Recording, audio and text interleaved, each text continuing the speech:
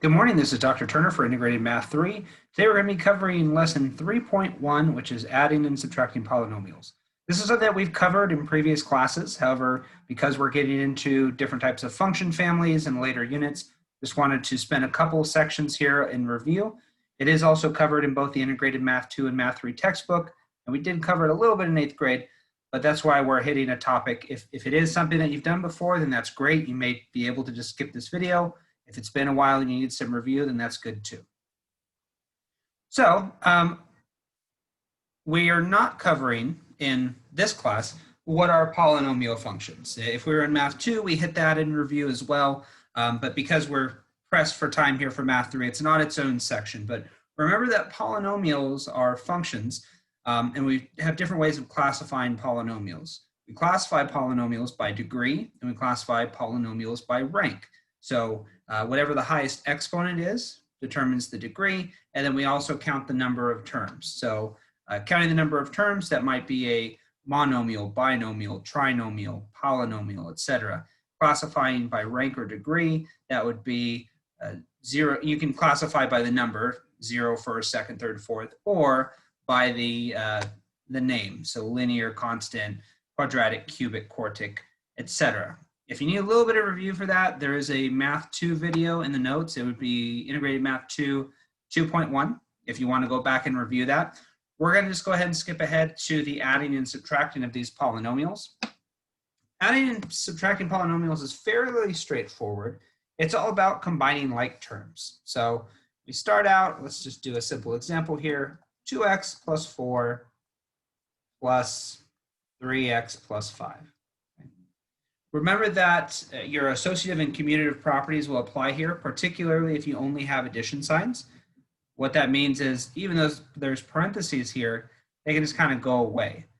So there are a few different techniques to do this, and as always with my class, whatever you want to do is fine. Just pick a method that works for you and do that. So if I was looking at this, I might see 2x and 3x, and maybe I choose a highlighter if we were doing this in person, and just kind of highlight the terms different colors. So I have x terms that have a variable, and I have constant terms.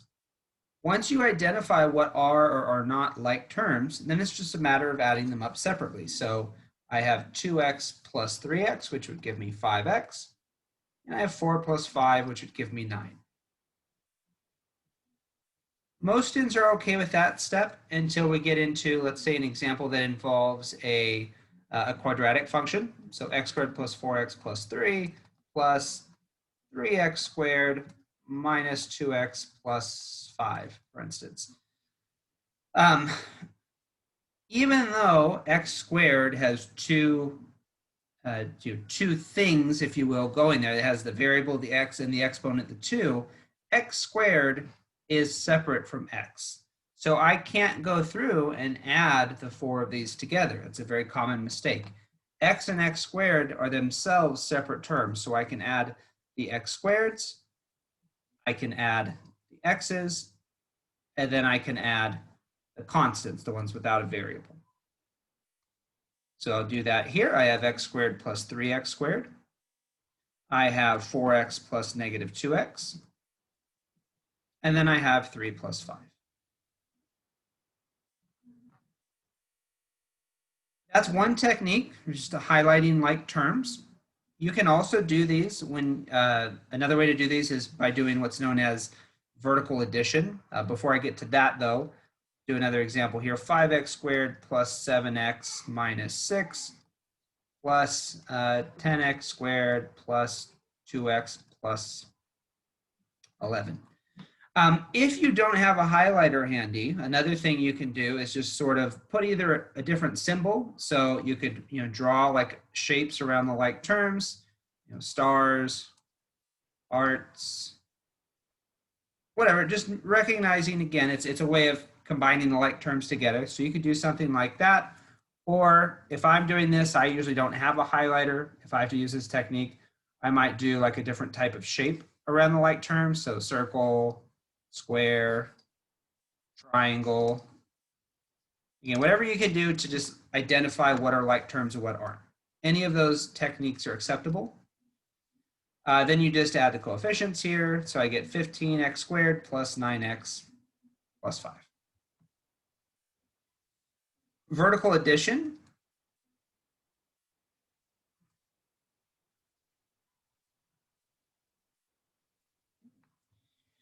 Is another way to identify what are like terms and what aren't. So let's say this was my problem. I can do this with vertical addition. If you're doing vertical addition, it's kind of like when you first learned of how to add larger numbers, where you have the ones place and the tens place and the hundreds place. And so you're lining up the numbers by their place value. It's the same here, but instead of doing place value, we're going by degree. So I have my constants in a row, and then my linear terms in a row, or first degree, and then my quadratic terms in a row, etc. And if we choose to do that, then we're just adding straight down. So 4 plus 8 and negative 6 plus 14, like so.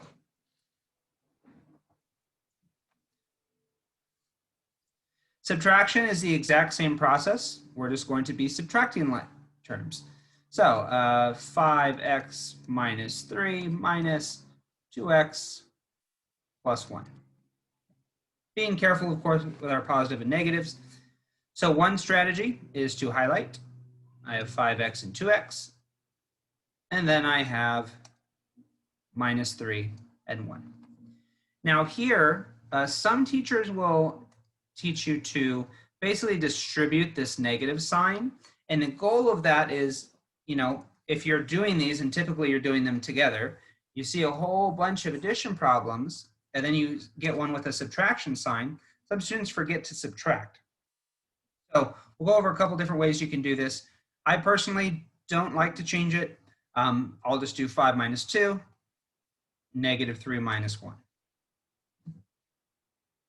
What you can do here is, let's give another example, 6x squared minus 2x plus 1 minus 3x squared plus 4x plus 5. Okay. So I am subtracting.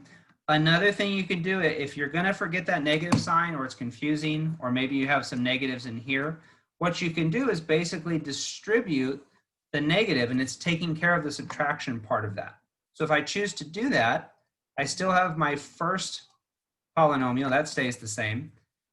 And then now that I'm distributing the negative, it becomes a plus minus 3x squared minus 4x minus 5.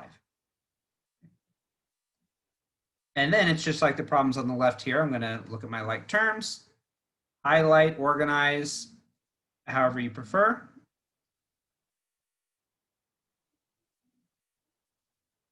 And then we're going to combine like terms. So 6x squared plus negative 3x squared, negative 2x plus negative 4x, 1 plus negative 5. Similarly, if we're doing vertical subtraction, let's say I have 7x minus 4 minus 2x plus 1. If I'm doing vertical subtraction, it's the same idea, where if I'm writing this with vertical subtraction, you have a minus sign here. And usually we don't write, the minus sign way out here, or a big minus sign. You would just put it here if you were subtracting two large numbers. The problem is that some students will forget that you are subtracting all the way through. So they might do 7 minus 2 to get 5x, but then when we get to the constant terms, they write negative 3 because they forgot they were subtracting. So there's kind of two things you can do here. If it's me personally, I just put a big minus sign there. So I said, hey, you have to minus each pair of numbers, 7 minus 2 and negative 4 minus 1. Just like we did up above, the alternative for the same problem would be to take it, and if you are subtracting, to just distribute the negative to each of those terms. So then I would write minus 2x and minus 1 like so. That way I don't forget that I'm doing a subtraction problem. Either way is acceptable, just a matter of preference. Now in each of these examples that I just did, I was doing fairly simple examples, either linear binomials or quadratic trinomials. Not anything too complicated. Do be careful in that you need to recognize what are and are not like terms. So for instance, if I had something like 5x to the fourth minus 3x squared plus 2x plus 4, and I'm adding 5x cubed plus 4x squared minus 6x plus 7. So even though both of these are polynomials that have 4 terms, I don't have the same terms in each polynomial. Here I have 4, 2, 1, 0 going down by degree, and over here I have 3, 2, 1, 0. So you want to just make sure that you remember that when you're combining like terms. If you want to highlight, you can. If you're doing vertical addition or subtraction, what I do is I'll leave a space, just like, again, those placement values when you're adding a large number. So I have 5x to the fourth here. I don't have an x cubed, so I'll leave a little space and put minus 3x squared plus 2x plus 4. And then for my second term, I don't have an x to the fourth power, but I do have 5x cubed plus 4x squared minus 6x plus 7. So again, looking down the way, my x4s are in a line, my x3s are in a line, so on, so forth. Now we can add straight down. We get 5x to the fourth plus 5x cubed plus x squared minus 4x plus 11. This is going to be true if we have 2 polynomials or 3 polynomials or any number of polynomials, but because we're doing this online, a lot of the problems are pretty simplified and condensed. I'm also not giving you any problems that are involving decimals or fractions, but the process would be the same. All right, guys, that's it for today. If you have any questions, please reach out to me. Otherwise, have a good day, and I will talk to you soon.